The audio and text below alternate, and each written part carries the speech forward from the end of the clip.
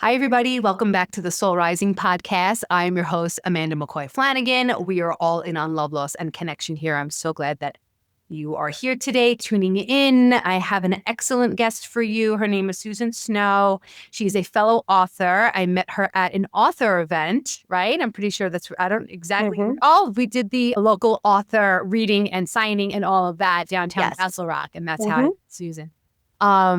She has a lot of wonderful information for us today about PTSD, post-traumatic stress disorder, which is something that I have dipped into here and there on the show. If you've been listening for a while, you know that my husband struggled because he's done so much work and he's in such a great place today with PTSD from being a 9/11 first responder and a police officer in the New York City subways in the late 80s and then a fireman for like 20 years. So I'm very familiar with this topic, and I just love that Susan is shining a light on it and showing and normalizing experiences and helping people to get help. So I'm going to tell you guys a little bit about Susan, then we'll jump into our conversation.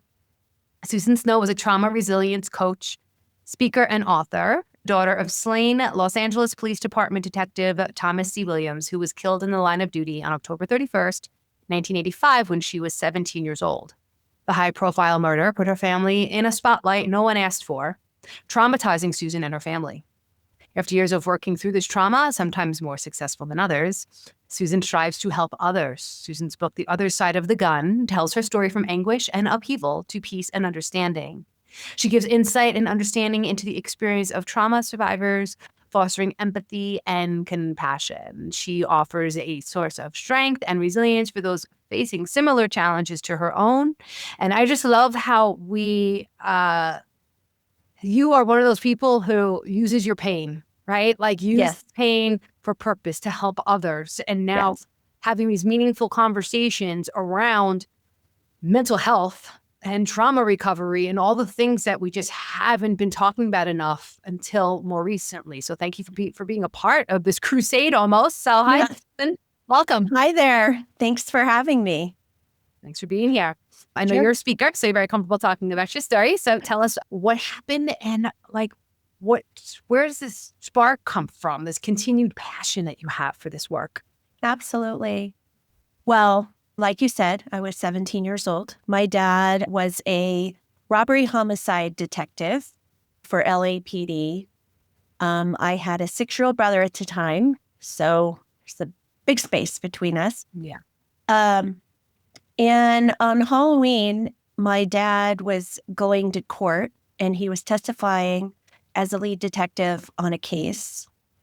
And since it was Halloween, I had talked to him that morning. I wanted to go to a party that night. He said, no, absolutely not. School night, you're a parent, you get it. Yep. But I didn't.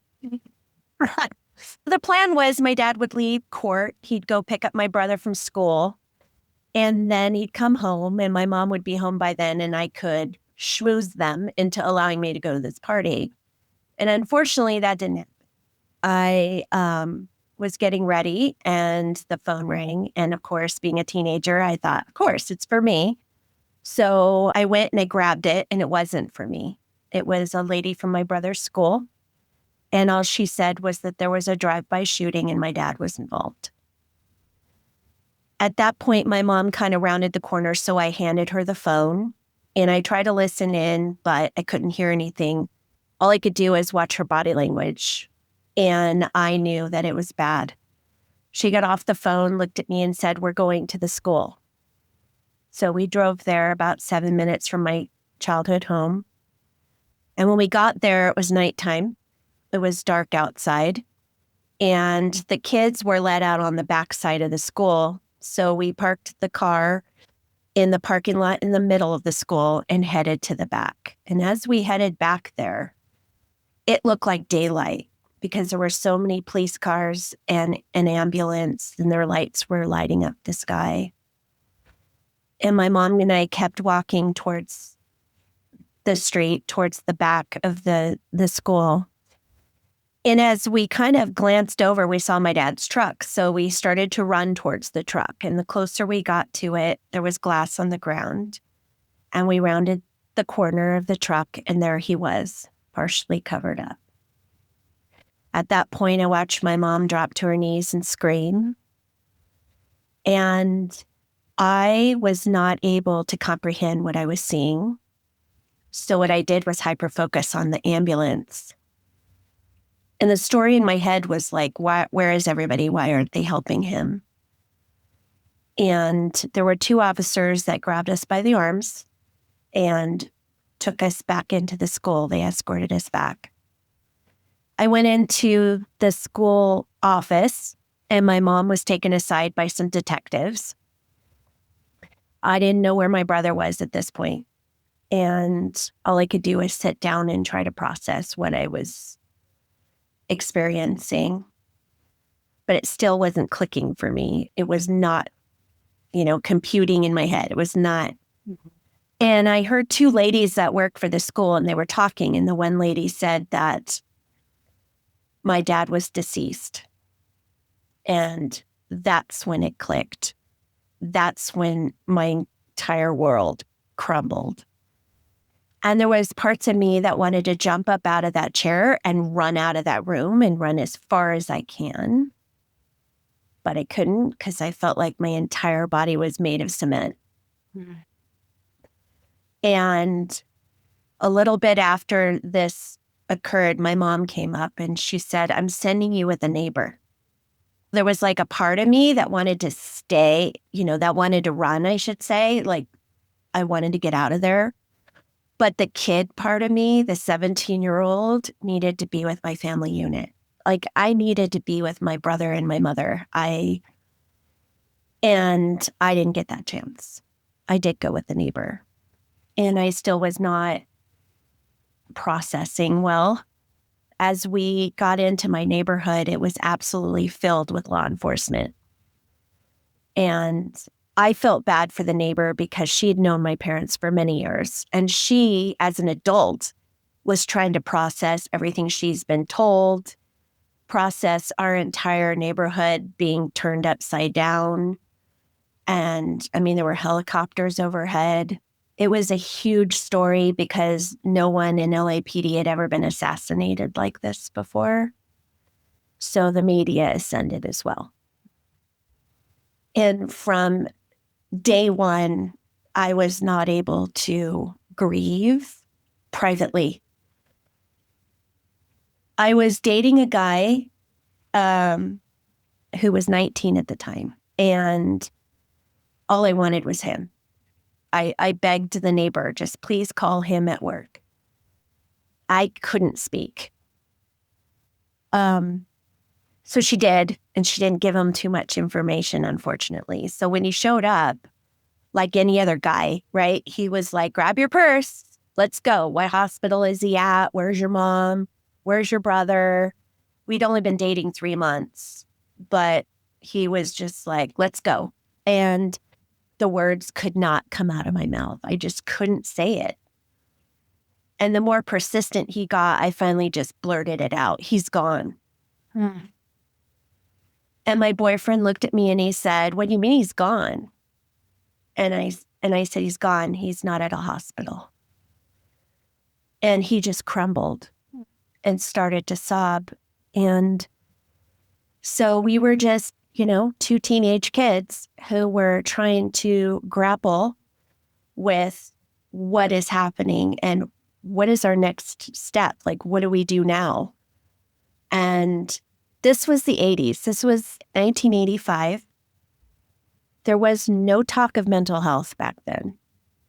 Very little known about PTSD. In fact, back then it was called shell shock because it was only attributed to soldiers. And there were no resources for kids my age, for kids at all. LAPD had some systems in place to support the widows and the widowers of the fallen, but they didn't have anything for the kids. And so I just struggled not knowing what to do. I finally made the decision to go home on my own. And my home was filled with people I had no idea who they were. Once I got inside, I could hear my mom. I could hear her talking in the background. She didn't even know that I walk through the door. And I did what a kid does. I ran to my room and hid. I didn't want to talk to anyone. I didn't want to answer any questions. I just wanted to be left alone with my boyfriend to try to process all of this as much as I could. But I really couldn't. I didn't sleep that night. I could hear my brother crying in the middle of the night, so I knew he was home and I knew he was physically okay. He wasn't mentally okay. He just watched his dad get murdered. Sure. And the next morning, I just looked outside and it was daylight. And I thought, okay, I guess I need to get out of bed. There was still police presence everywhere. And I talked to my brother and I gave him a hug and I told him we were going to get through this. That was like 11 o'clock in the morning. And from then on, unbeknownst to us, we had no idea, but we too were the target. This was a planned out assassination of my father. Oh. And there were many people involved in this planning. And so because they didn't find the guys for 6 days, I had this police presence. Okay. Front yard, backyard. I had bodyguards. I went from having this normal teenage life to this. And the 6th day, they finally caught them and took them into custody. And it was the day of my dad's funeral. You got to understand, like, my relationship with my mom was not healthy prior to this happening. Pretty toxic. And my dad was the go-between. He was the voice of reason. He was present parent. And now he was gone. Not only did I have the trauma of losing my dad, but I also had the trauma of trying to be in this relationship with my mother. And and so be it, like all of the focus was on my brother. Obviously, he watched his dad get murdered. And my mom. And even the media took him 2 days to figure out he had a teenage daughter. So I did not feel very important in this scenario at the time. And as the days wore on, I started to, immediately I went into a deep depression, very deep depression. And now that I know where I was, I had suicidal ideation. I wanted to be with my dad and I didn't care how that happened. I had anxiety and panic attacks because my dad was my source of security. I had a cop dad, and he would never let anything bad happen to me. And now this happened and I lost him and I've lost that security. So panic attacks ensued. And I didn't have the tools. I had no idea what what I could do about it. And at the time I was, as a kid brain, I said to myself, like, if I tell anyone what I'm dealing with right now, they're going to throw me in a loony bin and call it a day. Like they're not going to understand, right? They're just going to throw me in a mental hospital. And so I kept it in. I didn't say anything to anybody. And just quietly struggled. About a month after my dad was killed, my mom came to me and she said, LAPD is paying for us to go to therapy. And at the time, I didn't know anything about therapy. The only thing I knew as a kid, if you went to a therapist, you're nuts. Like, you're crazy. Like, whatever. But I was also in the mindset, when you're in that loss, and you've been there, you know this, you live in a cloud. Oh, yeah. And you're just like not living, you're existing. And so when people push you in a direction, that's the direction you go. Yeah. Because there's no advocacy for yourself. You're relying on other people to tell you which direction to go.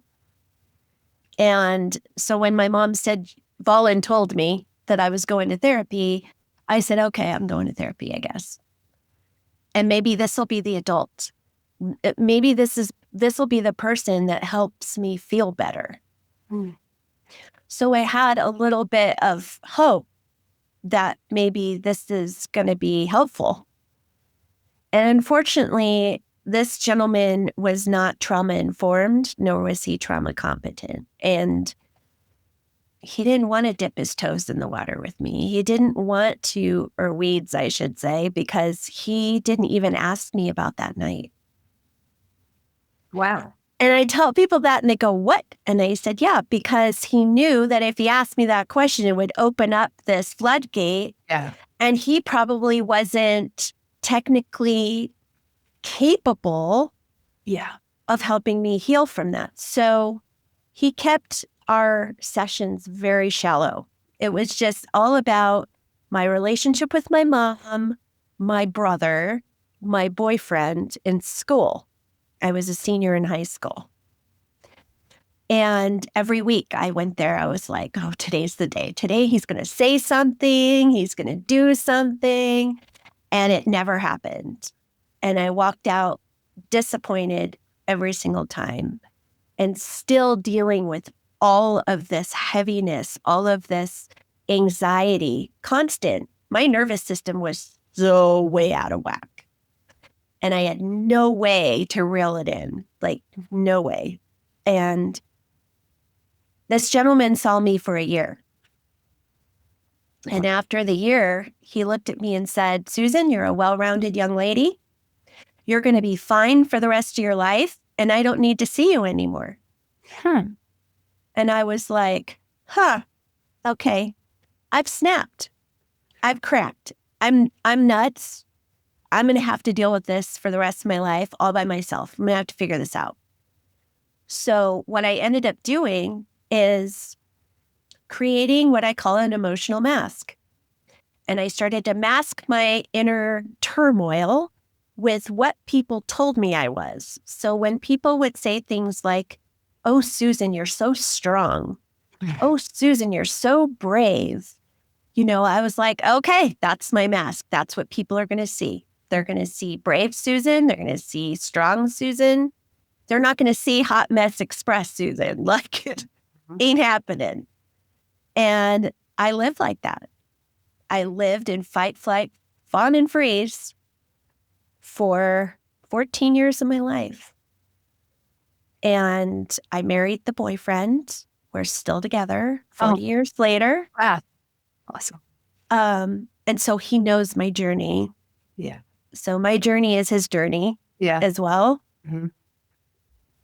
And even getting married, even when you're in that mindset where you're, undiagnosed PTSD and you're living in fight or flight, you don't really know what you need in your life. You really don't see when there's unhealthy relationships in front of you. You don't recognize when people aren't in your highest good, right? Uh-huh. And I followed what my expectation was. Mm-hmm. And my husband would say the same thing. Like he was 24, I was 21, but we got married too young. Like we were not ready. I certainly was not ready to be a wife. I could barely be Susan. Yeah. And, and so I had that journey of like, okay, this is what the expectation is. That's what I'm going to do. And even having my children, it was because of everything I had gone through with being a secondary parent to my brother. You get to a point you're like, okay, that's birth control. I don't need to have children.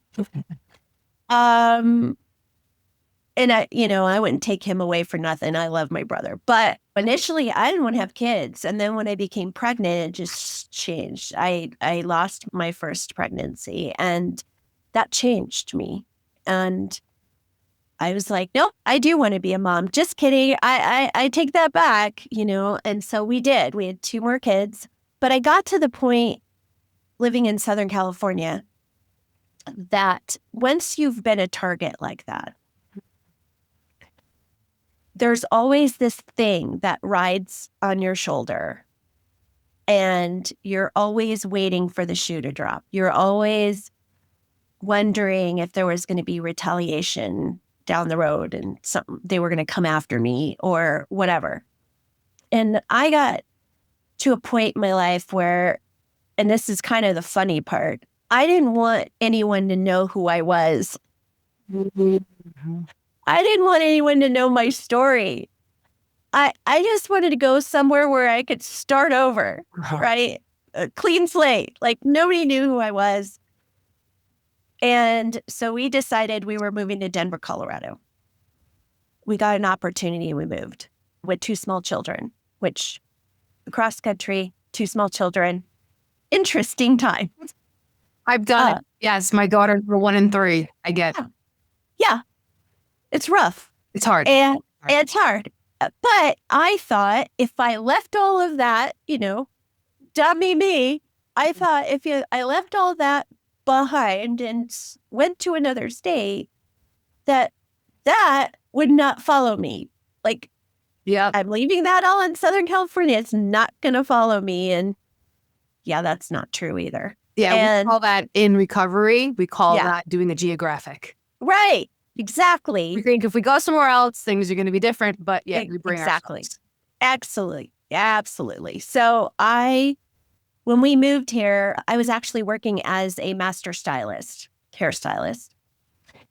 So I was working in a salon that was very close to Littleton, Colorado. I was working on April 20th of 1999.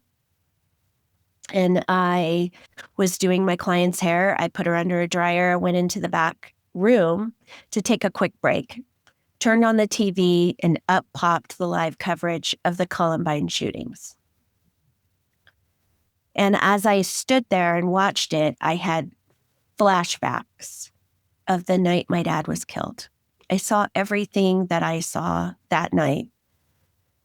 The kids, the police cars, the ambulances, everything.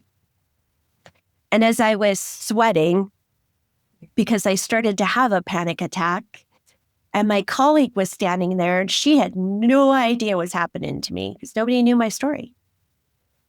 So she's looking at me. I'm turning pale. I'm sweating. My heart's pounding out of my chest. And she's like, "Are you okay?" And I said, Yep, I'm good. I'm good. And I kept thinking, yeah, why is this happening to me? I don't understand. I was told I was going to be fine for the rest of my life. I don't get it. Yeah. I don't get it. What's happening to me, right? I literally felt like I was starting to spiral. And my colleague left the room, and I did what I always do. I put the mask back on. Mm-hmm. And I went out there and I finished my day like nothing had ever happened. Everybody around me was crying and angry and all the emotions. And I was stoic, just trying to get through the day. Uh-huh. So I got through the day. I finished my last client and I started to head to my car, and I felt it. And I knew I started to spiral. And all of the old feelings, all of the old emotions came back to me. Can you tell us a little bit more with that, what feeling it felt like, so that people who are listening that might be like, maybe I had. Oh, sure. Yeah. I started to get into the headset of, oh God, here it comes again. I don't want to feel like this. I don't want to go here. Mm-hmm. And it's like, I'll give you an example. It's like when you're going on the roller coaster, right? And you're headed to the top. You're headed to the top. And you get to the very top and you have this last minute, like, thing come into your head where you were like, wait, I'm not ready. I'm not ready. I don't want to go. I don't want to go, right? Mm-hmm. And then you go. Yeah. It was the same feeling. And then boom. And I stopped sleeping again. And if you don't sleep, oh yeah, it exacerbates every single thing having to do with your nervous system. If your nervous system is out of whack, the anxiety, the depression, the suicidal ideation, everything becomes more intense. Sleep is imperative in healing. So, of course, I didn't know that. And I wasn't sleeping, and I was having a mental fight. And part of me was like, I do not want to live like this anymore. I don't want to feel like this anymore. It hurts too much. I hate feeling anxious all the time. Like someone would tap me on the shoulder and I would just like flip out. And so I had this internal fight going on where I didn't want to live like this. But then I had babies. And I didn't want to leave my babies. Yeah. And it was terrifying me. And my husband is a very smart man. And he recognized my spiraling. And it was scary to him. So he met me at the door one day and he said, you have two choices today. You either go get help or I'm putting you in a hospital.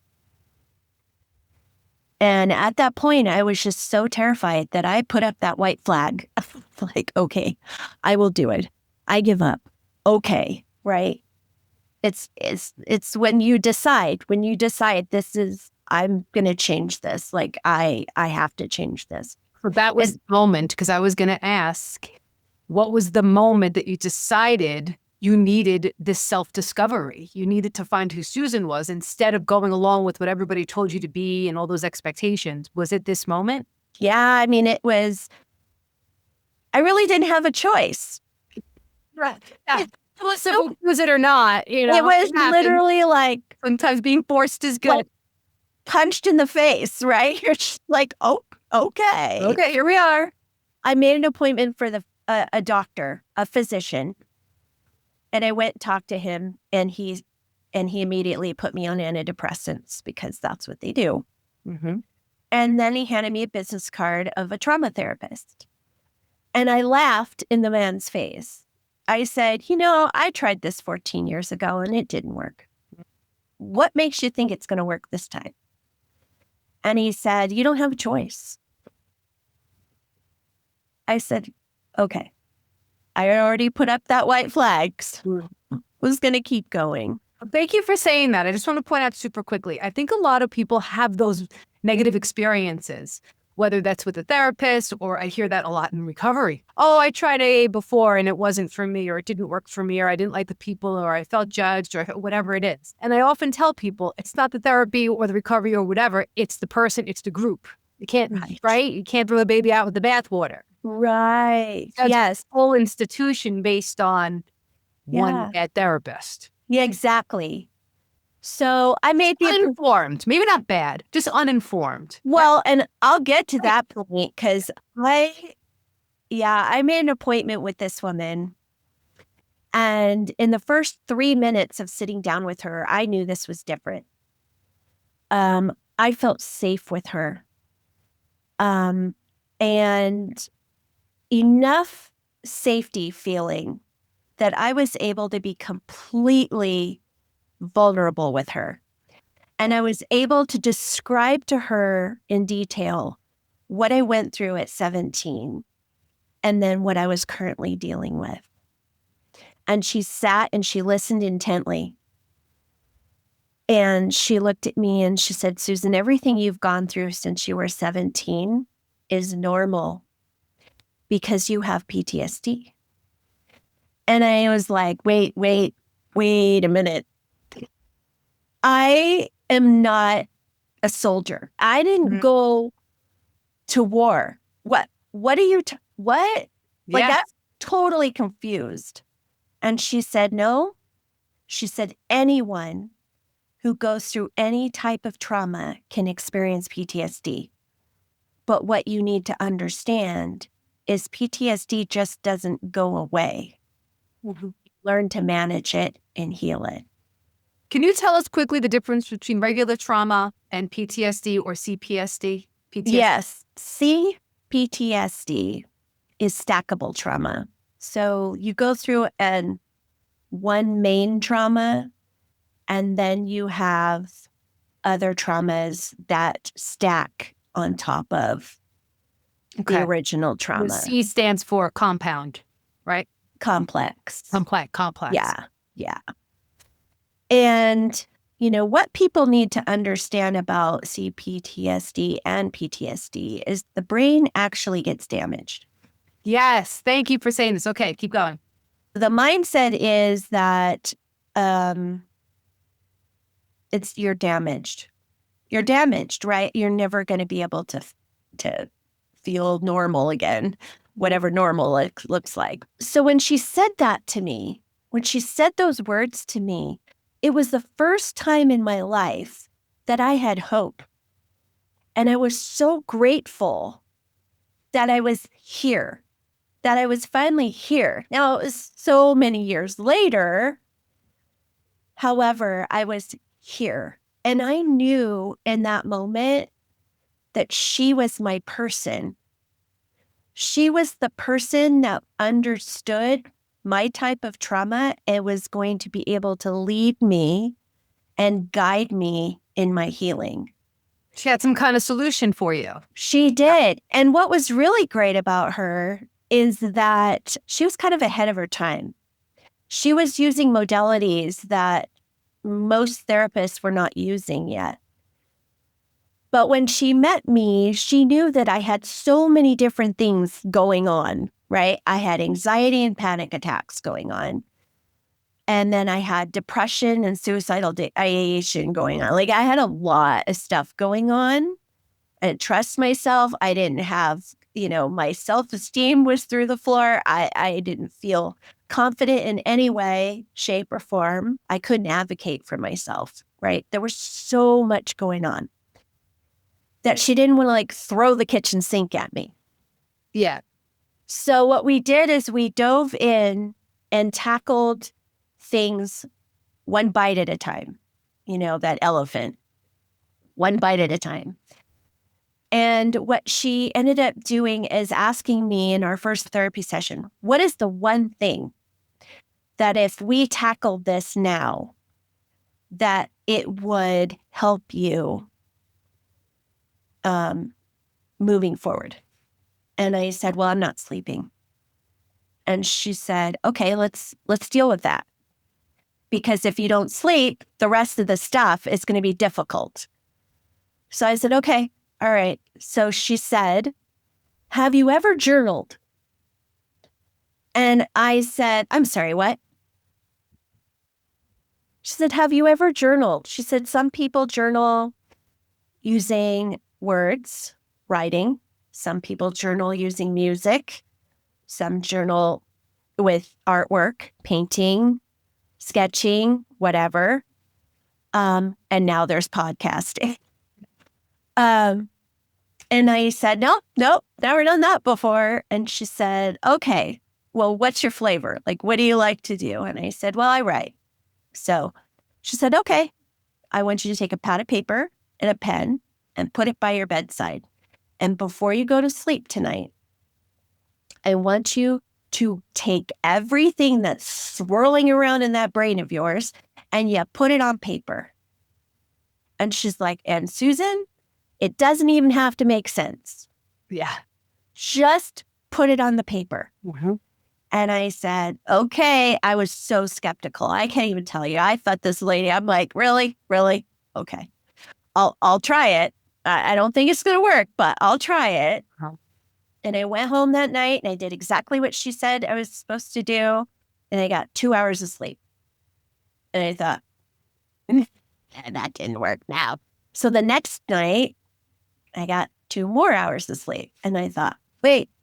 By the third night, I was sleeping like a baby. I woke up the next day and it was daylight. And I thought, what just happened? How can something so small or Mm-hmm.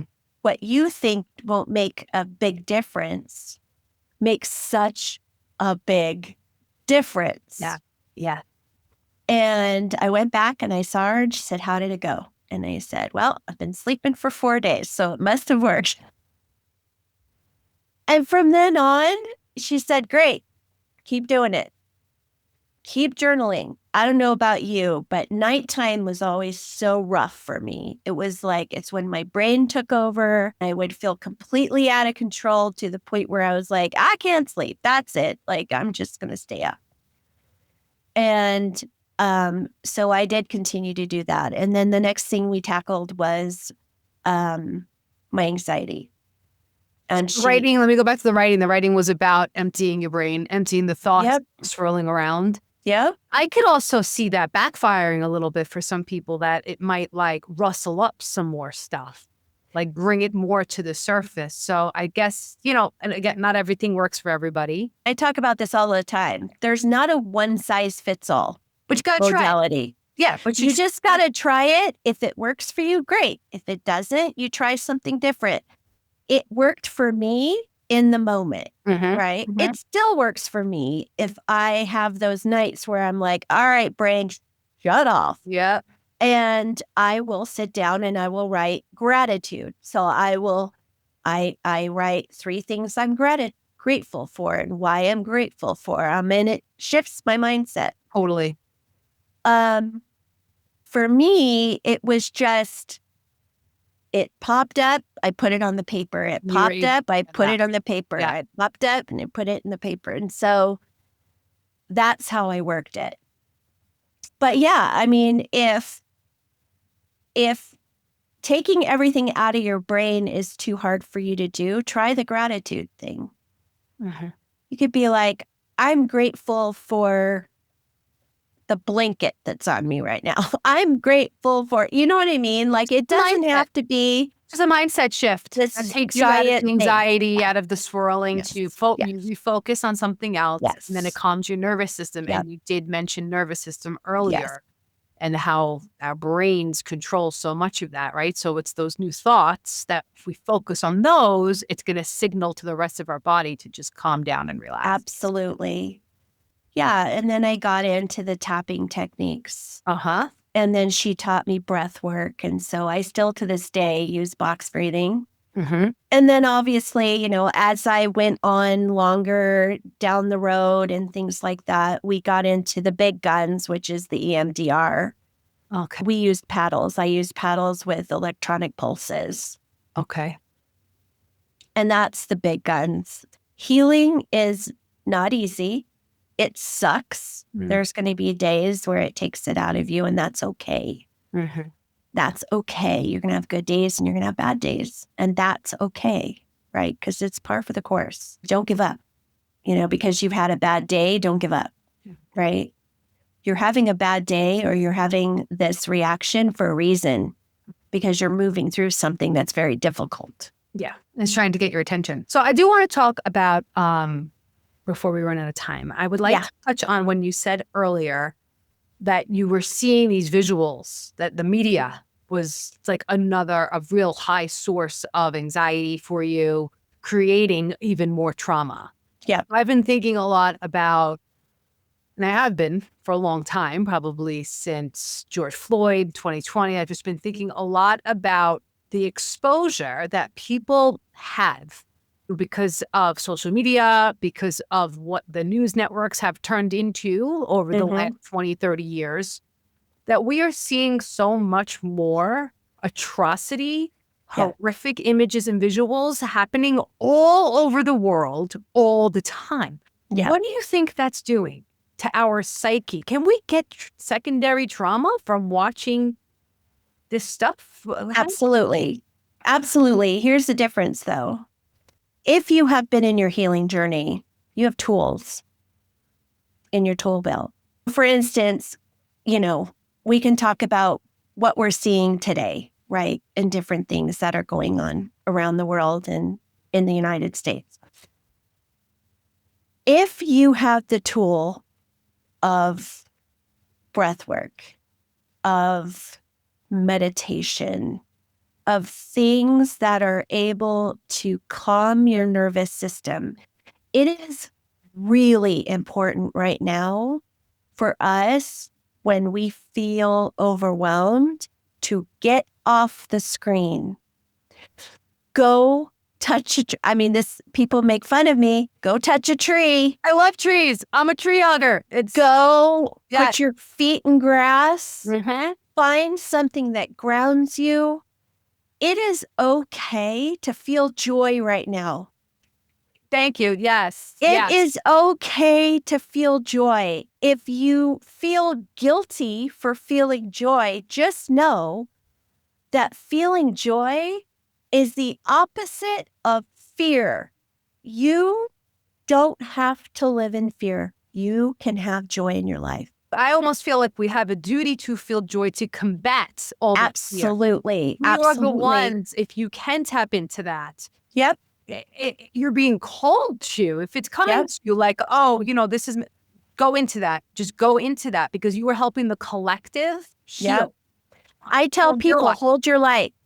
Hold your light. I know it's hard. I know we get angry. I know we get sad. First of all, it's okay to have those feelings, right? Yes. Don't push them out. Feel them. Yeah, don't bypass. We're not telling you to have the toxic positivity and gratitude this, gratitude that. You gotta transmute it. Yes. Right? It's okay. I feel this way. I'm a human being and I'm having this feeling and this is okay. Right? I'm not alone. I see this. It's going to upset me. Yes. Let it move through. Right? And then do what you're suggesting. Yeah. Then go out and do something that gives you joy. And you're allowed to shut the screen off. You're able to walk away. I do it myself. When I feel like, okay, this is too much. I don't have to see like these videos over and over and over again. I know what happened. I've transmuted my feelings around it. And now I'm going to go do something that gives me joy. I'm going to go spend time with my family. I'm going to do things that matter, right? And in doing that, you are what I call raising your vibration. You are changing your mindset. You're not diving into, the sadness. You're not diving into the anger. And it's okay to be angered. It's okay to be angry too, but you need to transmute that as well. Yes. And so, and that's why I say hold your light, because your light is what is going to allow you to move through those emotions and not get caught up in them. I used to feel like I had a duty and an obligation to know everything that was going on so that I could be informed and then I could have an opinion and then I could fight for this, fight for that. But then at some point that shifted for me. And I said, I am not serving the collective well. I'm not raising the vibration by constantly this constant onslaught of having to then manage how I'm feeling. I am vibrating at a lower frequency. So some people don't love that I don't vote. Some people don't love that I'm not involved in politics. Some people don't love that I don't watch it. I know it's bad. I know it's bad out there. I don't like to see it to know that it's bad. Of course, I hear things. I know what's going on, but I choose not to inundate myself with that because I feel I can serve the world better and the people better by elevating and staying there as frequently as possible. So, right? Yep. And some people feel like they need to do something about it. And you do. It takes all kinds, right? We need all end up on the street, whatever, right? Yes. And that's fine too. Totally. The bottom line is we all have an obligation to take care of ourselves.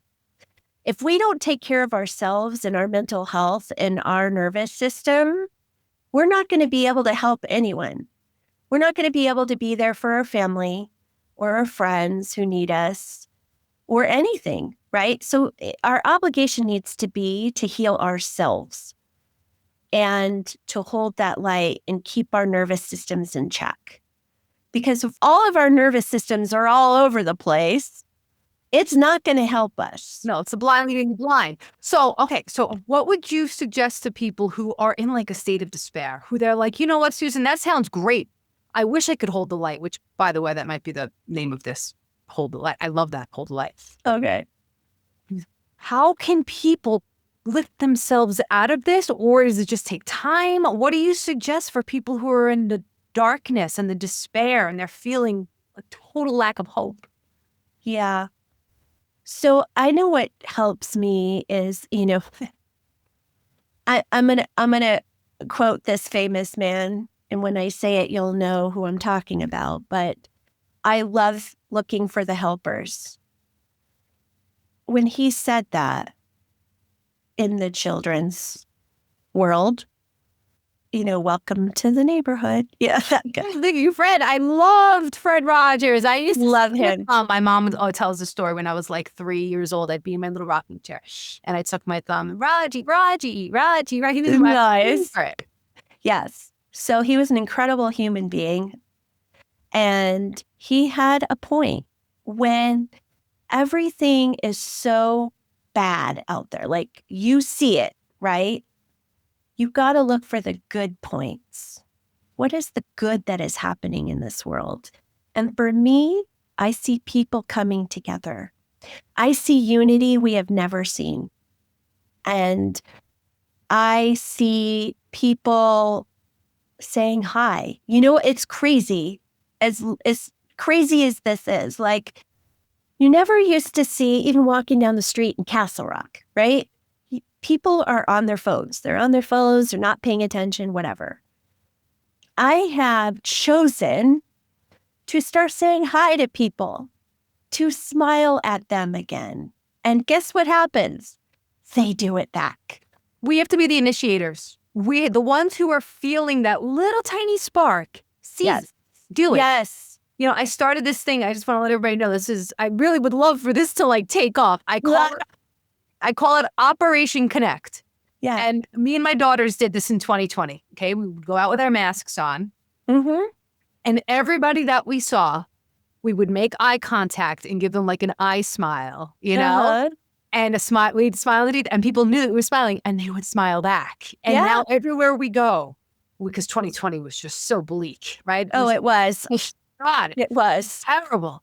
Yeah. So now everywhere we go, we play Operation Connect. I'm like, oh, I got 2. Oh, I got 3. Oh, I got, so it's like this game we play of looking at people and smiling. Yeah. Sometimes they look like, are they smiling at me? But it's very rare. He's saying most people are looking for the connection. They are. Absolutely. I'll tell you a funny story. I just sold one of those cat wheels to a random woman who lived in Peyton, and she drove up to my house to pick it up.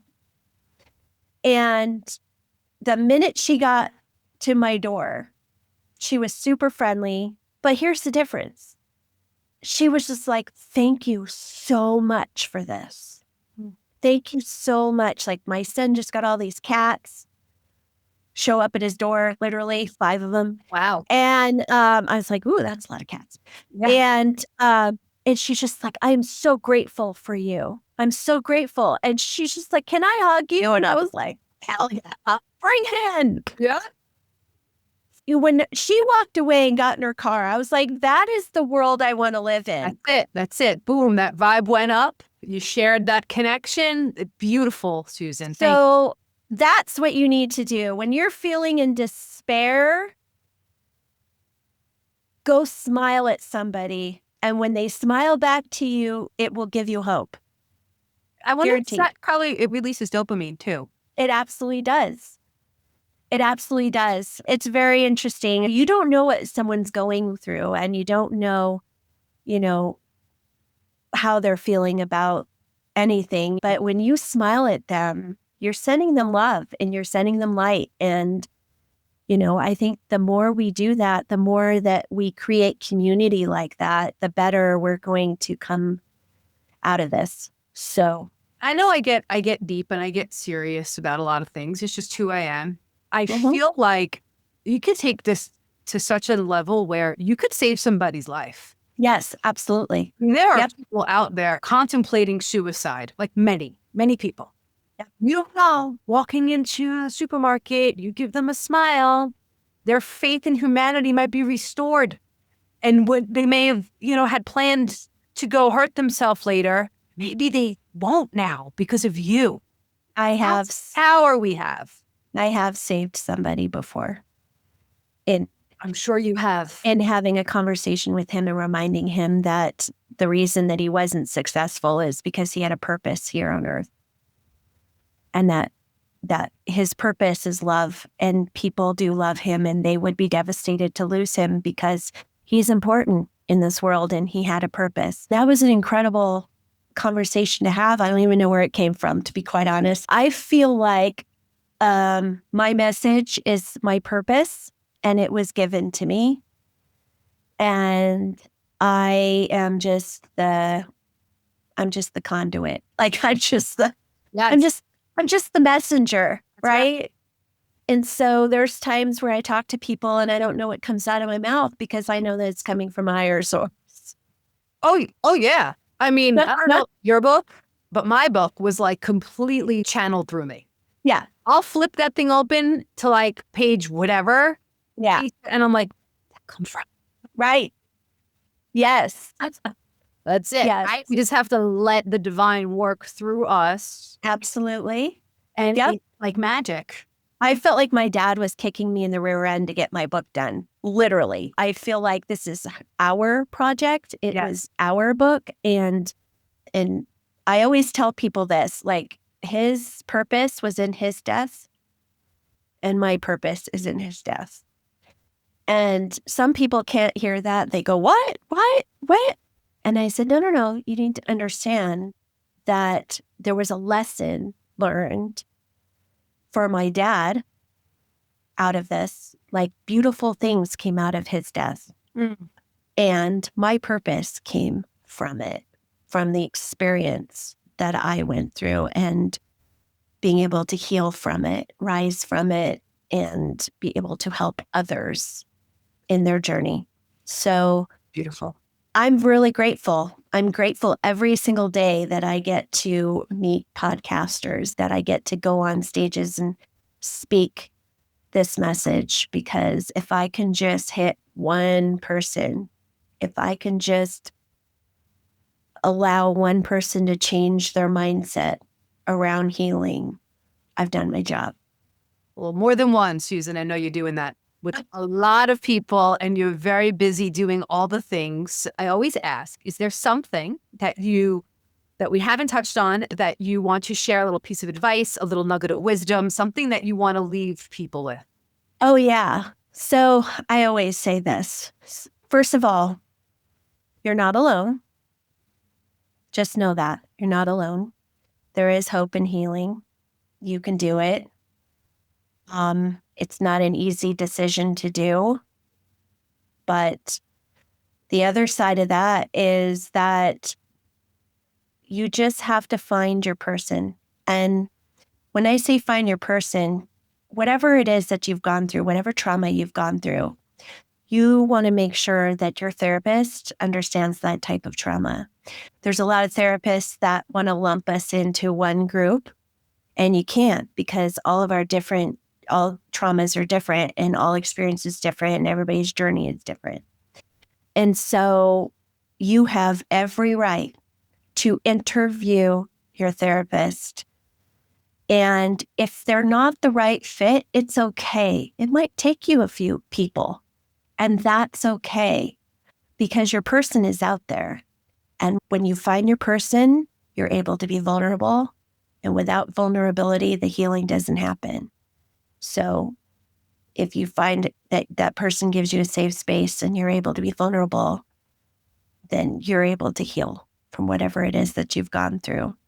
The other thing I wanted to say is that when you make this decision to heal from a trauma of something or someone hurting you, you are taking your power back. And you are telling that person, you can no longer hurt me, or that thing, you can no longer hurt me. This will not hover over my head every day of my life anymore. I will heal from this. So that's what I leave you with. That is a lot of power. I love it, Susan. Thank you so much. Where can people find you? Where should they follow you? How can they work with you? I have a website. It's my one-stop shop. It's susansnowspeaks.com. And you can find me on IG. It's Susan_Snow1 is my call sign. So you can reach me there. And through my website, you can actually send me an email and I will email you back. I do a free 40-minute discovery call. And that's basically, even if you just want to pick my brain, that's totally fine. It's generally for people who have maybe gone through the process of using a therapist and they still feel stuck. I did get to that point too, where I'm like, I'm a different person. Now what do I do? Yeah. So that's kind of where I come into play, being a trauma resiliency coach. The coaching, yes, it's important for people to know, like that. Yep. Coaching usually comes after you've done some of that heavy lifting, Right. Healing childhood wounds, healing Yes. your traumas. Similarly, the work that I do with people, we could talk about your trauma, but we're looking forward, right? Right. Pulling out your strengths or shifting stories, right? Meeting you where you're at and Yeah. moving you forward. Yep. That's exactly what I do. Yep. Well, thank you, Susan. It's been so great to spend this time with you. Thanks I for really having loved me. it. I'm so glad that you're in Castle Rock.